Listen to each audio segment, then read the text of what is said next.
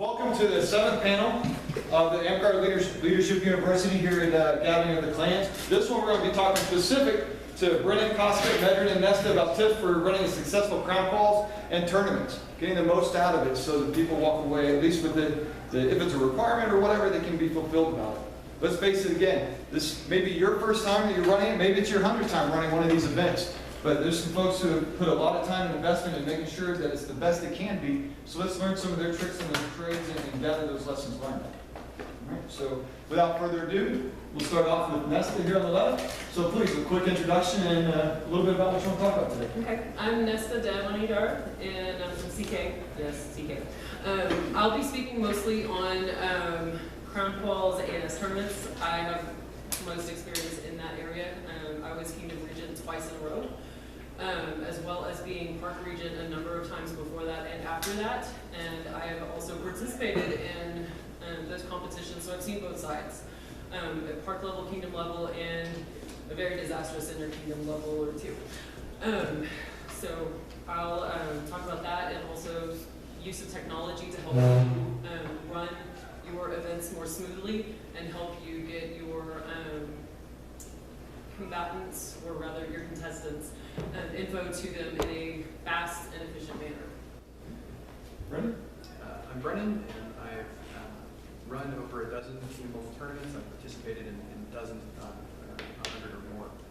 And I'm going to focus on talking about how to successfully set up and execute the tournament portion of it, how to communicate the information necessary for all your participants, and how to adjudicate any disputes that you have during the tournament so that everyone goes home, if not happy, at least satisfied.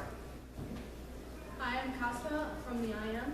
I have no idea at this point how many tournaments I've run over the years at Kingdom and local level, and in a number of different regions of Amtgard, and cultural and artistic tournaments outside of Amtgard as well.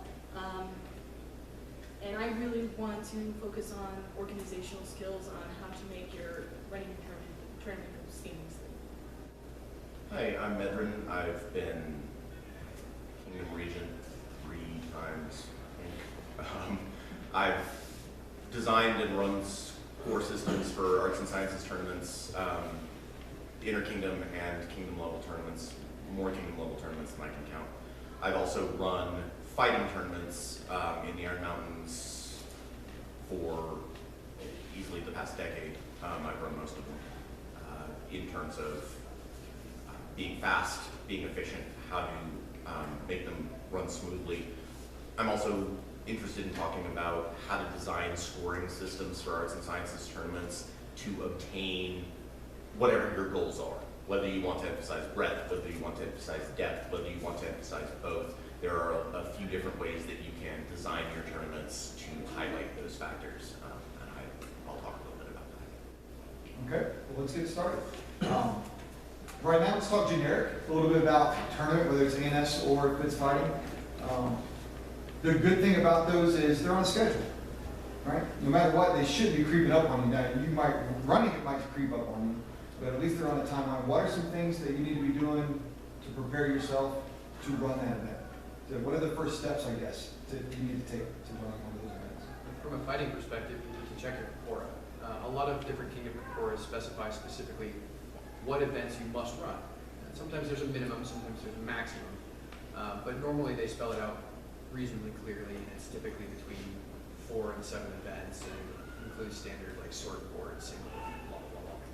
So the first thing that you need to do is read your Cora, because it'll often specify that, plus the dates, plus some other stuff that you have to look for.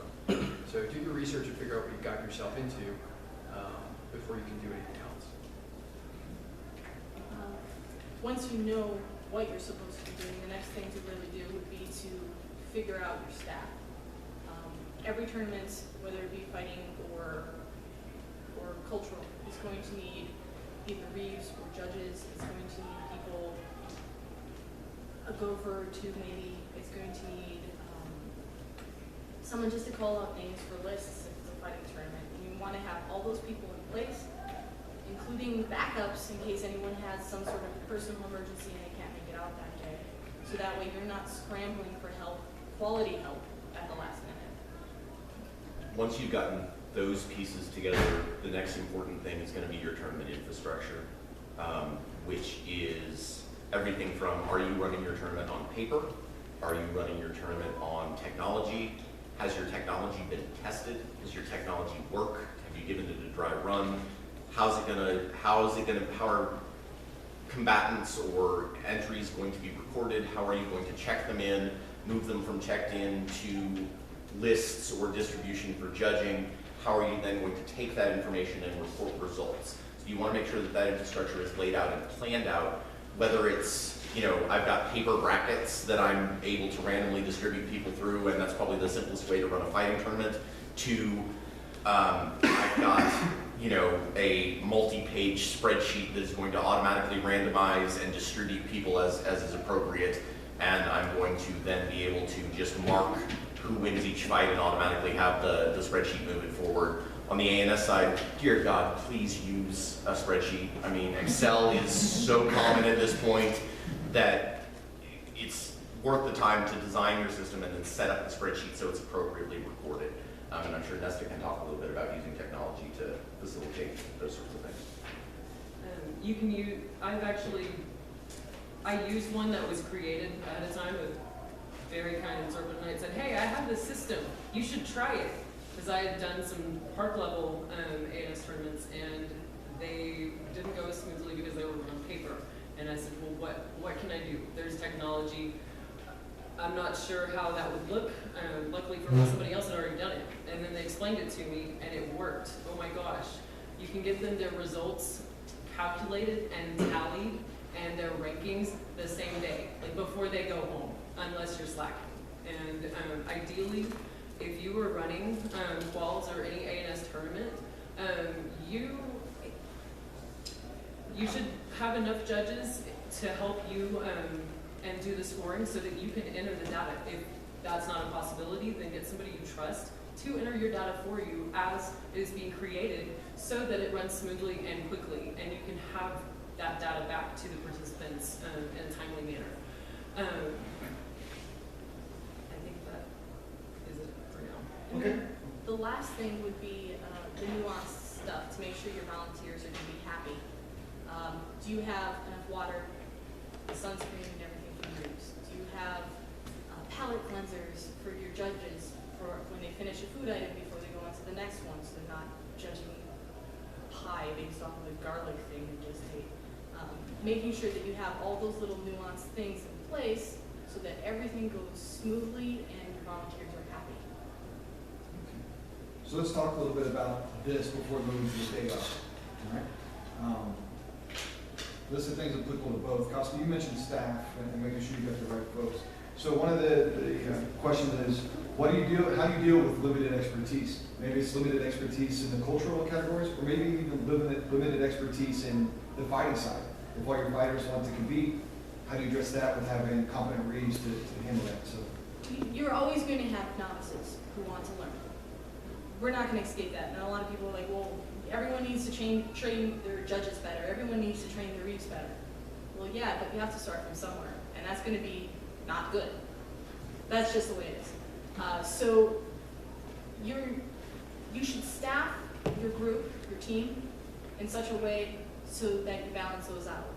A newbie opinion isn't necessarily invalid. In fact, they're going to have a lot of enthusiasm for seeing neat, new, cool stuff, and you can balance that out with someone like Brennon, who's a little bit more of a jaded expert.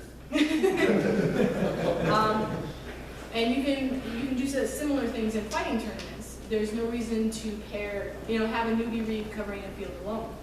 If you're doing multiple fields and you have enough volunteers, you plan well enough ahead, you can have that inexperienced read paired with one or two veteran reads who can help them gain experience and gain knowledge without, while having their hand held and not having to be scared that everyone's going to be pissed at them for making bad calls. In addition, I think this question may have addressed, well, what do you do if you have nobody available who's qualified to judge or read?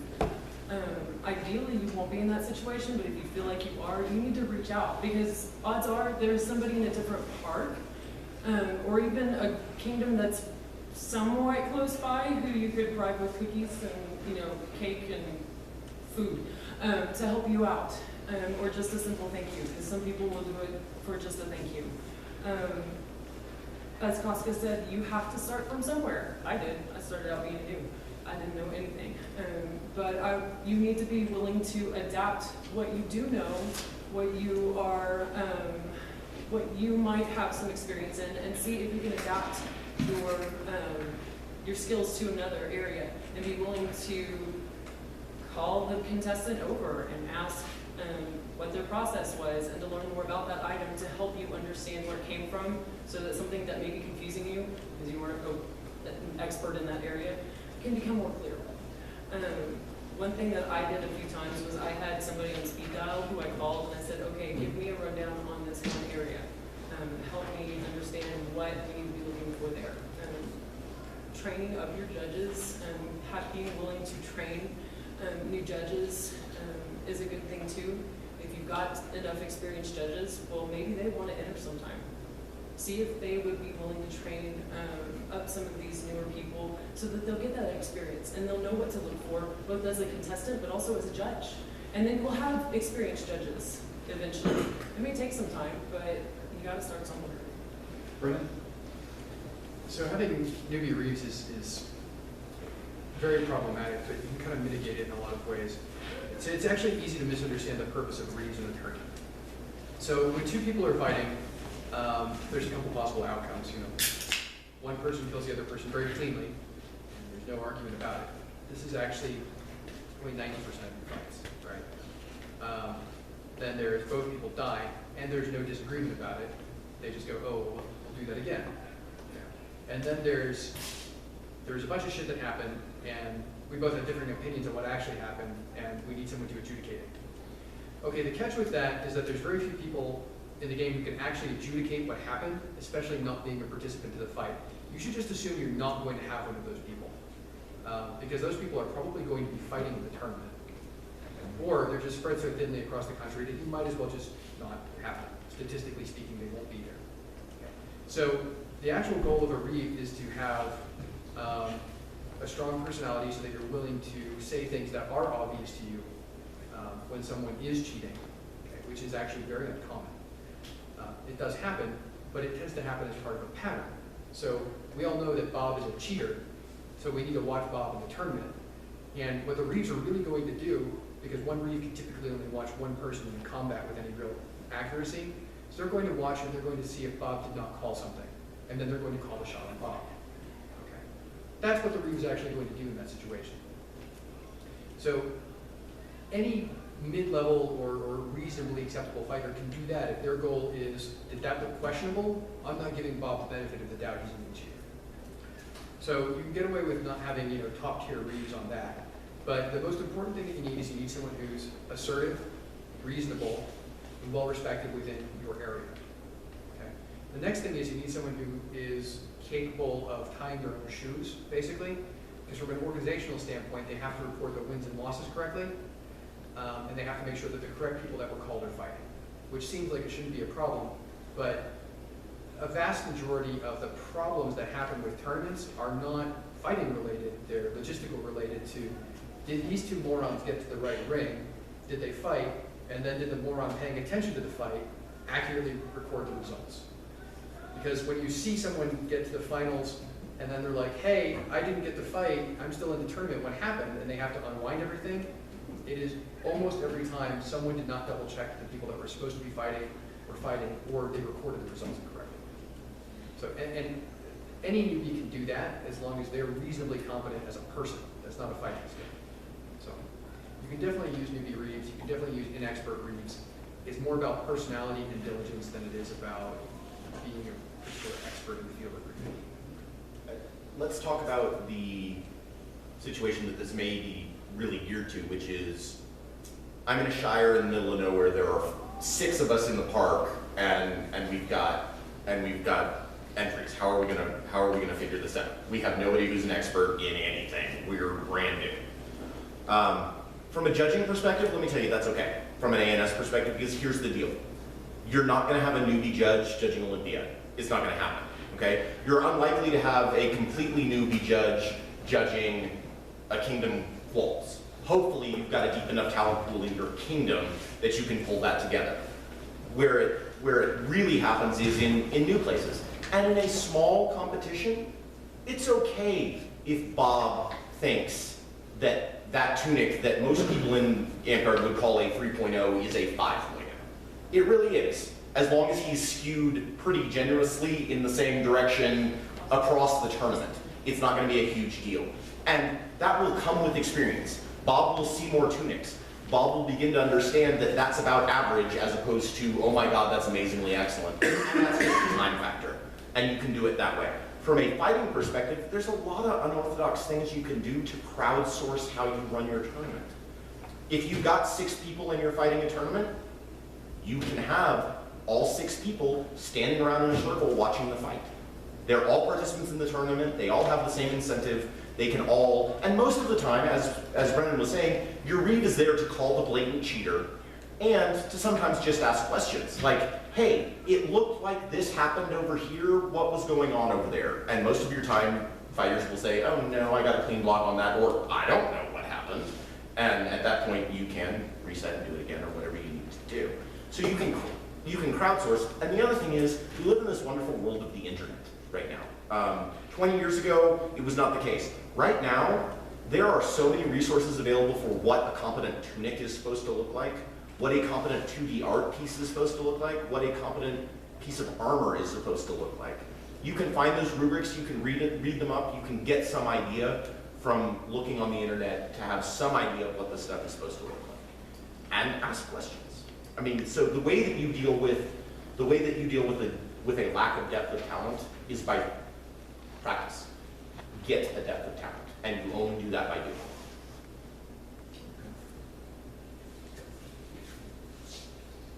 Infrastructure.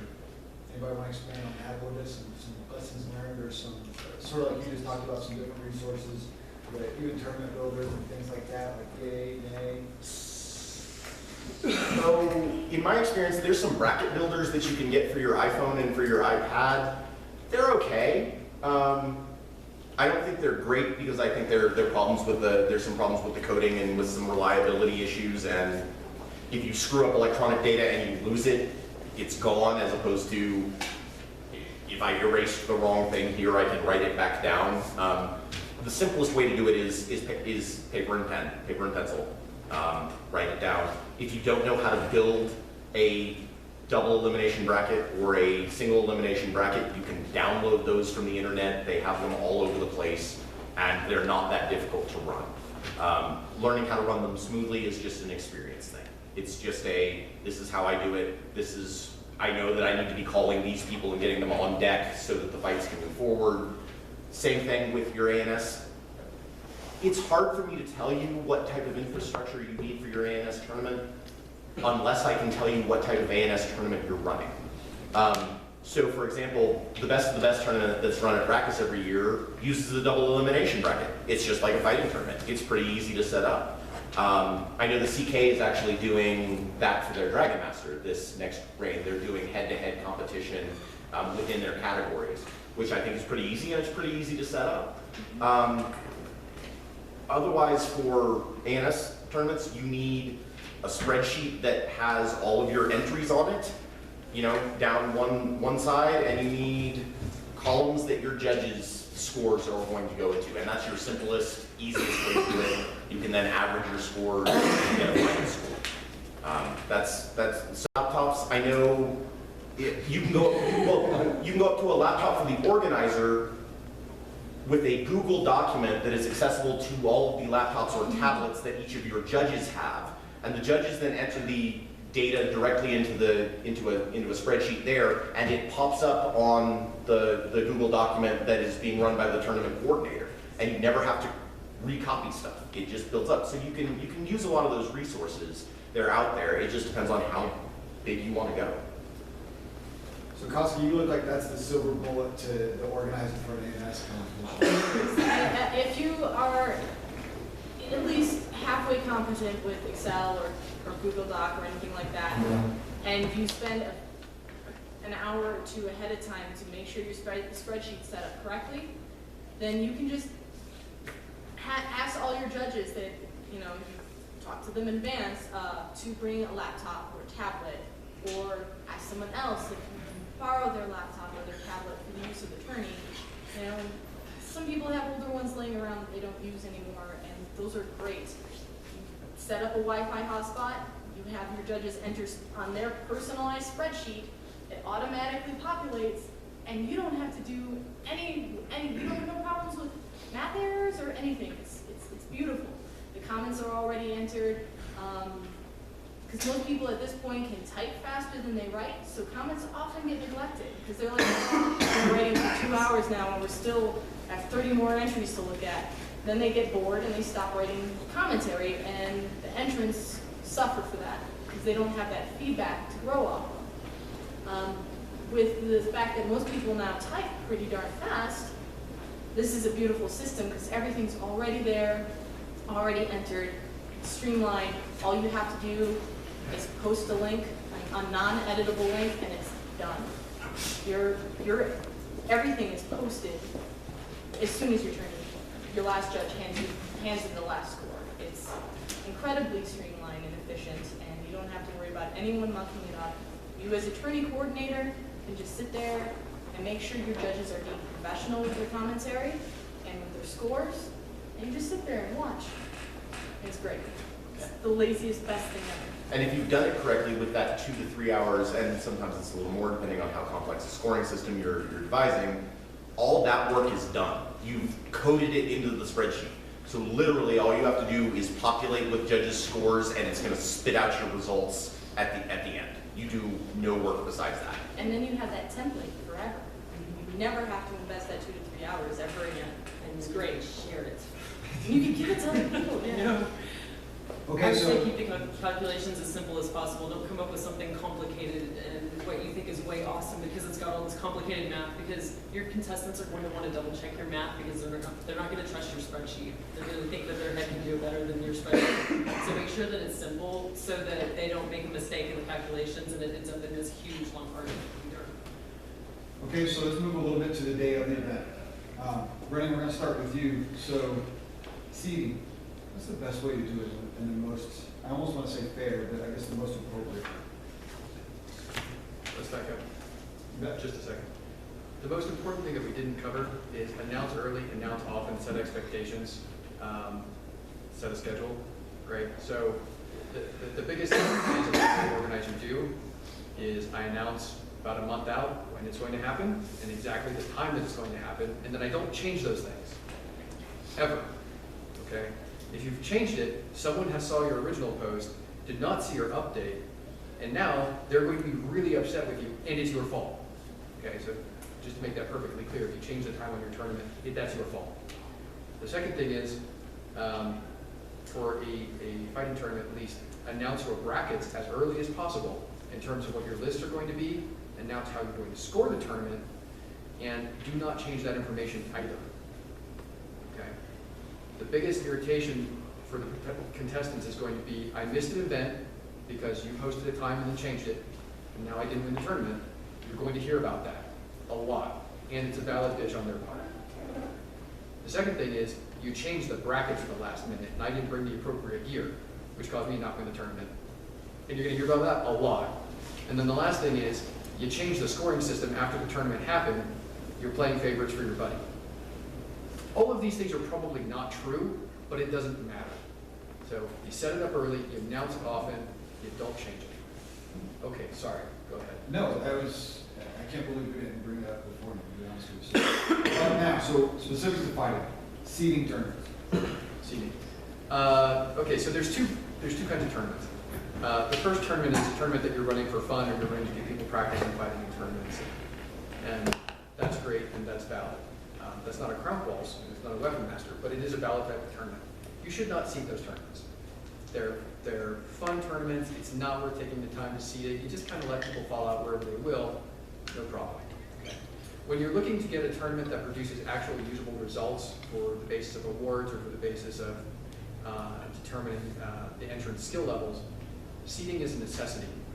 Because what happens is you need to get an even distribution of skill amongst all the brackets. Okay? If you have an easy bracket or a hard bracket, you're doing a disservice to the hard bracket and you're giving the easy bracket essentially a free ride to points. You don't want to do that. So seeding is the act of making sure that everyone has an equal chance of running into good fighters at the same progression. So it's not screwing people, it's not giving the good fighters an extra opportunity, it's distributing skill equally amongst all the brackets. And that's the only way to actually get valid tournament results when you're trying to determine placing beyond first place. Your first place guy is going to be pretty much the same whether or not you seed. But your second, third, and fourth place guys are going to be completely different if you seed versus if you don't seed. And those guys want to know how they're doing, you know, and they're eligible for awards based on that. So that's important. So I'm a big fan of seeding, and I feel if you're going to give out awards for a tournament beyond fifth level, you need to be seeding. How do you see? It varies depending on the number of people you have and the size of your tournament. Typically, at a minimum, what I'll do is just quick back of the hand, who are the 4 best fighters in this tournament, and typically you know that. You know, you can look at your field and go, well, it's Bob, Sally, Jim, and Tim, right? And you just, okay, top, bottom of the top bracket, top of the bottom bracket, and then you can just distribute everyone else, just kind of, right, and kind of randomly seed them out, or randomly distribute them out. And that's a quick and easy way to do that. So you're seeding out the top talent. That's fine. If you want to get real complicated about it and you want to do something where you've got, you know, a kingdom-wide seeding arrangement based on points and previous tournament wins or placements, Rising Winds does that. They seem to be reasonably happy with it, but about half the time that I check in with them, they actually don't know who has what points because they've screwed it up somewhere or someone didn't record something, which I think is probably the common norm, right? So, you know, I think you just, how many people do we have that are really competing to win this tournament? Okay, well, we've got 4, 8, 10 of those guys. Just distribute them evenly, distributed as far apart from each other as possible, and then just drop everyone else in randomly, and that'll get you there. If you can, if it really matters to you, you run a pre-qual tournament like an Ironman or something like that, and then you can distribute that based on kills, and that gives you really accurate seeding if you want to do something like that. We'll talk about that a little bit later, it's something I want to bring up. So, Medryn, this one's for you. At high-level tournaments, is it worthwhile to video record matches, either to provide more clarity or to address questionable acts or individuals? Much value added? I think video recording for catching cheaters is probably not terribly valuable, because you're limited in a lot of ways. I mean, you're limited from angle of view, you're limited from what you can actually see, and video plays tricks. Not that it's not actually showing what's happening, but it's only showing what's happening from a limited perspective. I feel like, and Brennon can probably comment on this better, I feel like video is much more useful in terms of what happened in this tournament and how did this move forward, and did so-and-so do really well, or and for self-intelligence. I don't know that it's terribly useful as a read. Even if I'm going frame by frame, sometimes it's hard to tell what happened with a shot. Your high-end fighters are good. I mean, as Brennon said, when you've got high-end fighters, if I'm reading, 9 times out of 10, what I say to them is, here's what I think happened, what do you guys as the fighters think happened? And most of the time, I feel like they're getting it right. Because most of the time, actively cheating is very rare. And just if you did, there's no real value in having like a video replay, because by the time you actually go to the video replay, either you're spending way too much time on each individual fight, which is pointless, or it's ex post facto, the tournament is done, what are you going to do about it if you do catch someone blatantly cheating? You invalidate the entire results of the tournament? It's not really practical, it's not fair to everyone else. Having a camera present can make people worried about it and make them therefore cleaner or more honest, but I don't think it has any practical value for catching cheaters. Although it's fun to mock people afterwards. Nesta, how can you eliminate subjectivity in arts and science competitions? That one's tough, but you can approach it from a couple of different ways. Number one, don't allow your contestants to put their name on their items, ideally, or at least on their write-up. If they decide to enter an item that is personal, and it either has their heraldry, which is very recognizable, or their company heraldry, which is very recognizable, or their part, or something that could potentially link it to them, or to a group of people that are liked or not liked, this is a problem. So if your goal is to win, you need to try to remove anything that could make your judges want to be biased on you, against you, or for you. But not everybody thinks that way. As a judge, though, you just have to try to remove yourself from that situation, take a step back. If nothing else, you have to just close your eyes and take a deep breath, or 2 or 5, and look at the item for what it is, not necessarily who made it. As a contestant and a judge, I've seen people who were a little too kind to some entries that maybe didn't deserve that high of a score. And it could have been because that judge liked that person, or liked the item, or maybe it was for them and they didn't disclose that, or maybe they just didn't know that material. But that's, as a judge, if you don't know it, that's when you ask for help. That's when you talk to your fellow judges and say, this is what I was seeing, what did you see? Am I correct in looking at this as a flaw, or in looking at this as a really amazing technique that has never been done before? Chances are it's just never been done in that area. Another way to remove bias is to make sure that, if at all possible, you keep your contestants out of the judging area. Keep anybody out of the judging area that does not belong there, that is not performing a bardic, for example. If you're not performing the bardic, you probably shouldn't be there at all. You don't want people influencing the contestants, messing up somebody else's entry, because that has happened. You don't want to make these people nervous and to screw up their hard work in some way. And as a judge, I found it kind of distracting when people were wandering in and out of a judging area that was wide open, because it took my focus away from the item. I might have missed something because I was having to budget my time and move on to the next item, because somebody walked up and tried to talk to me in the middle of an item. So keep your area open, closed. Try to breathe, and try to just look at the item for the item's sake, not who made it. Casca, you wanted to answer? Yes, something the IM has done for a few years now with great success is we do not allow our judges to be anonymous. Their names go on the judging sheet. Their names go on their comments. Everyone knows exactly what each of those judges thinks about each of those entries. That forces each of those judges to be professional. It forces them to be as objective as possible. Otherwise, everyone's going to know they're a crappy judge. And everyone is going to see it, and no one's going to let them judge ever again, because everyone's going to know exactly what they do. Something a little counter to Nesta is we do tend to allow our cultural attorneys to be in the open, but observers are not allowed to touch the entries, nor are they allowed to speak to the judges. Judges could ask the tournament organizer if they want to, ask questions of someone if they're unfamiliar with an art form, and that can happen.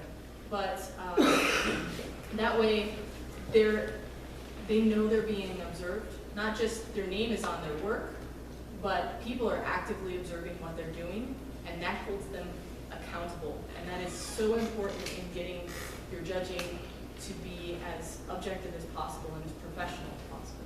And just a quick note, there's a difference between subjectivity and bias, okay? And because my gut reaction when that question was read was, well, you don't. You just don't. Because so much of what you're doing in cultural judging is subjective. It's my aesthetic. Whether I think you executed that as well as you possibly could have. There's inherent subjectivity in that. Unless you're running a tournament, even if you're running a tournament like Best of Best, where is this item better than this item? Well, that's only marginally an objective measure. Right. One of those items could be a miniature. It could be, and if it's a miniature, well, that's not appropriate. Right, for sure. We'll send you. Ask Randall about this later. But one of the questions that goes into that is, should we create a rubric? Should we create a these are the objective measures. You should weight this many points for execution, and this many points for aesthetics, and this many points for, you know, presentation. And I don't think it's worthwhile. I don't think that I think saying this is what you should look for in a guard piece is acceptable. And that type of guideline rubric is fine. I think trying to allocate points to specific things to try to give you objectivity in that sense only reflects the subjectivity of the person who designed the scoring system, as opposed to leaving it to the judge and acknowledging that the judge is making a subjective determination. For time's sake, I want to sort of move a little bit into the next phase. So, okay, it's done. We used Google Docs for ANS, so we have that responsible. The tournament's out there, and anybody's fought with some of the higher end stakes, they usually know who's won before anybody can make an announcement because they're tracking the numbers. What are some considerations as I'm starting to close things up to better communicate, to announce things like that? As a tournament organizer, I believe the tournament organizer should be the gatekeeper. But of course, people will want more feedback from their judges, or from the reads, or from the other fighters. And a lot of times it's perfectly appropriate, especially if those other fighters or reads or judges are open to that. But a lot of times, because there's personality conflicts and communication issues that occur in all groups of Amtgard, the tournament organizer should be a gatekeeper to make sure that all of that stays on the up and up, and it doesn't devolve into butthurt feelings. And so that everyone is being very receptive and respectful to each other. So they should work as a gatekeeper for communication. Brennon, anything to add? From a fighting standpoint, you should be able to announce the results pretty much after your last bracket. However, I would encourage you to check, double check, and then have someone else check your map before making any announcements. And typically, you would only announce, you know, the first place and second place and third place, not everyone's score, right? You'll post that online later, where they can go look for it. If someone wants to come ask, great. But what you really want to avoid doing is announcing the winner and then finding out you made a mistake because you miscounted something. So check it, double check it, have someone else check it before you make a final announcement. And check with the fighters, because as Goldcrest, you know, intimated, the people in first place know that they're in first place. Sometimes they'll lose track of a point or two, it happens, but most of the time, if you talk to the people that are scoring in the brackets, they know where they stand. They're keeping track of it. So, you know, from a fighting tournament standpoint, you can announce them at the end of the day. You should publish them the next day. There's really no reason to hold off on that. Oh, there's one thing though. You do need to make a note and track the order that you held the events in, because it counts and is important for streaks. And it's easy to lose that information, like if you're just tracking a loose leaf paper or something, it's easy to get them shuffled up. Well, what did I do first? So do go, well, this is the first event, this is the second event, this is the third, and then just go through and track the streaks, and you just do that the next day. It's not a big deal. So here's an interesting one. How do you deal with this? Casca put it, the butthurt. You know, Brennon always wins the tournament. Medryn always wins the tournament. Casca always wins the tournament. This is BS. Let's be honest. How do we address that? Do we address it? Get better.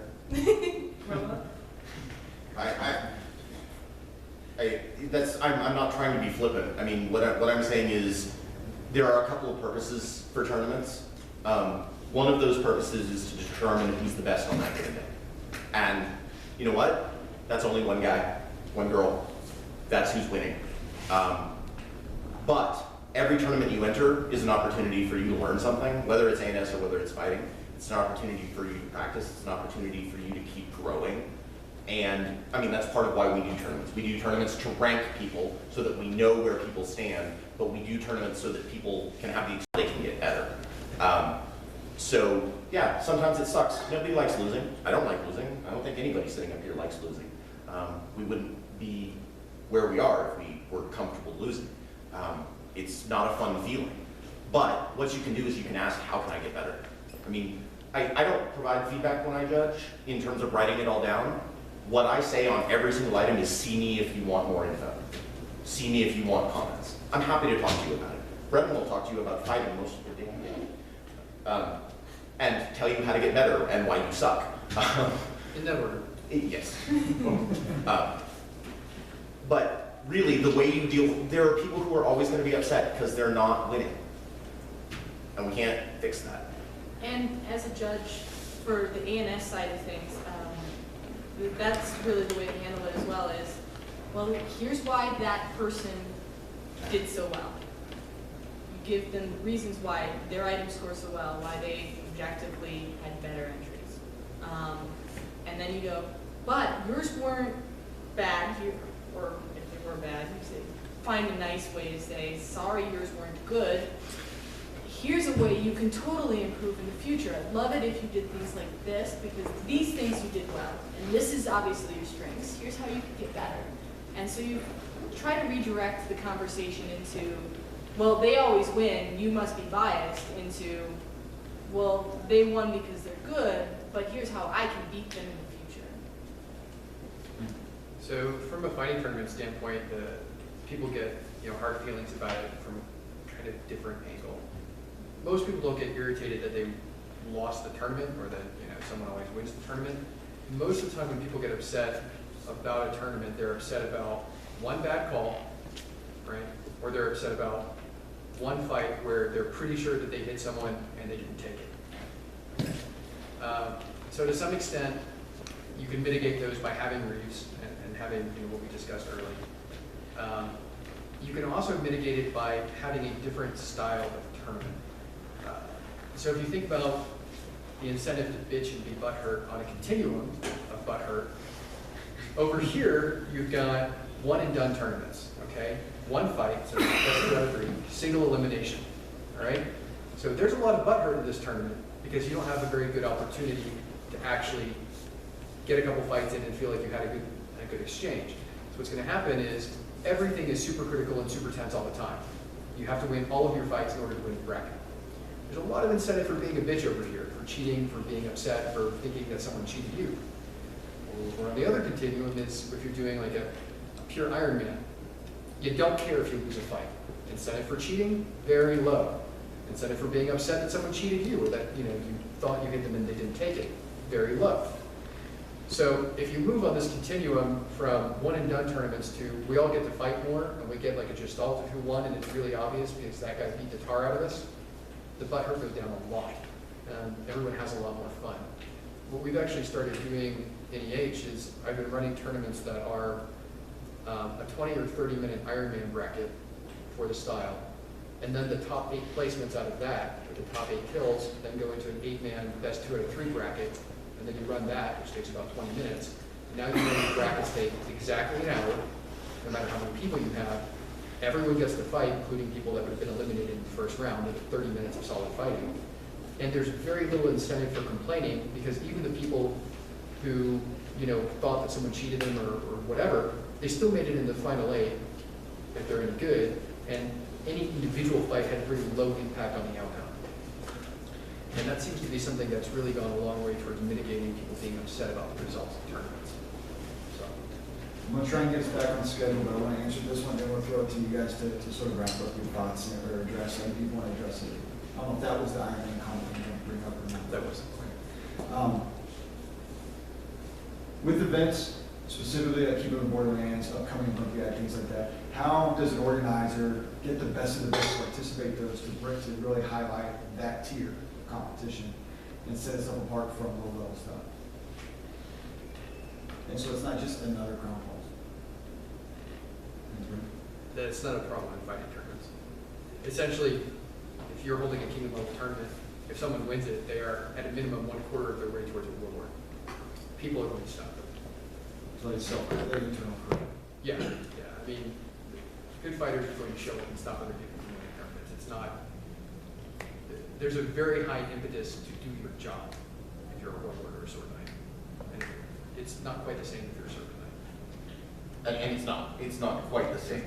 Part of it is, I like crafting. I enjoy crafting. I cannot craft to competitively win every tournament every time. I just can't. I don't have enough hours in the day, and I have too many other things that I have to do in my life.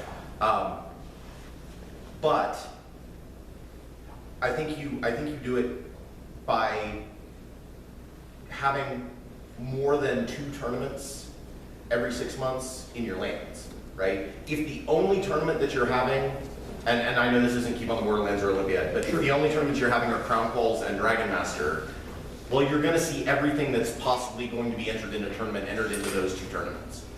If you say, hey, we've got a, what we call a hatchling tournament, which is, expecting you to be less than 4 orders of whatever you've got entered into it, that's a chance for new folks to enter into it. And then we come to Dragon Master and say, no, Dragon Master is the event. You come, you bring your best stuff, you enter it to win. Same thing with Keep on the Borderlands or Olympiad. What you do is you advertise. You advertise early, you advertise often, and you say, this is Amtgard's premier arts and sciences event, and try and get that level of competition. On the back end, what you can do is you can eliminate the stuff that's not really up to your competition level. And you can do that through tournament design, depending on how you're doing that. But you can weed out the chaff so that you're dealing with the best of the best and focusing on your judges on the best. Briefly, Casca, the Nesta, and then we're gonna wrap things up. Another way you can do it as an organizer for the cultural side of things like Olympiad is to call out your talent early in private, get them months in advance, and just poke them. Because the thing is crafty people are competitive, but they're not overtly competitive. There's a lot of them are sneaky competitive.